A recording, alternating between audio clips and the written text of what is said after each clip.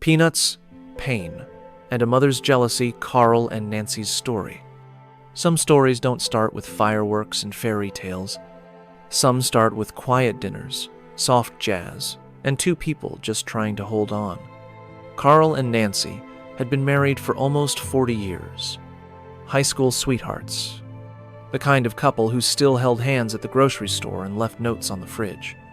But there was always a shadow, and her name was Miss Rose, Carl's mother. Miss Rose wasn't always bitter. Once she was kind, elegant, sharp-witted. But after Carl's father passed away, something in her hardened. She became lonely, possessive, and painfully entitled. She hated how Carl loved Nancy. To her, it felt like a betrayal, like Nancy had stolen the one man left in her life who truly cared. And she didn't just disapprove, she interfered. Constantly. She'd call Carl every morning, ask for money just to get by, despite having a paid-off home and a pension. She'd show up unannounced, criticize Nancy's cooking, complain about her clothes, and even call her an out-of-her-name. Carl tried to juggle both of them, but guilt is a heavy thing, and Miss Rose knew exactly how to make him feel it. Then came the breaking point. It was a Sunday dinner. Miss Rose insisted on cooking, claimed it was her way of extending peace. Nancy, always gracious, helped set the table. She smiled. She trusted. But halfway through dinner, Nancy's throat began to close. Her chest tightened. Her vision blurred. Carl rushed her to the ER, and it was there the doctor confirmed what they feared. Traces of peanuts. Nancy was severely allergic. Always had been. And Miss Rose, she knew. Carl didn't want to believe it at first. But when he went home and looked through the pantry, he found the peanut oil, hidden, labeled under a different name. And just like that, Carl cut ties with his mother. He was angry, grieving, protective.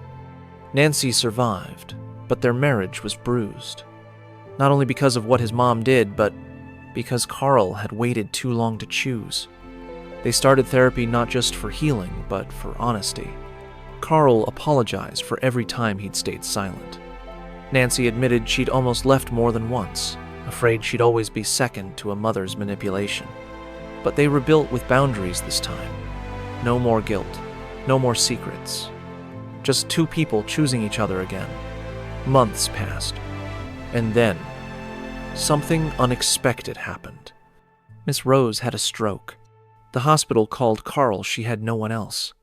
At first, Carl didn't want to go.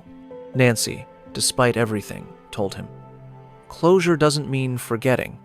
It means deciding how the story ends." So he went. And there, lying in a hospital bed, barely able to speak, Miss Rose cried.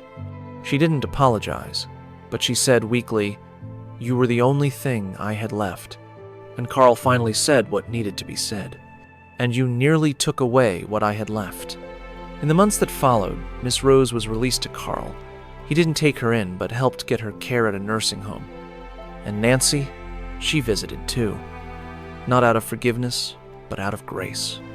Here's the twist. Miss Rose's nurse was a woman named Betty, a widow, gentle, no nonsense, and she somehow softened Miss Rose.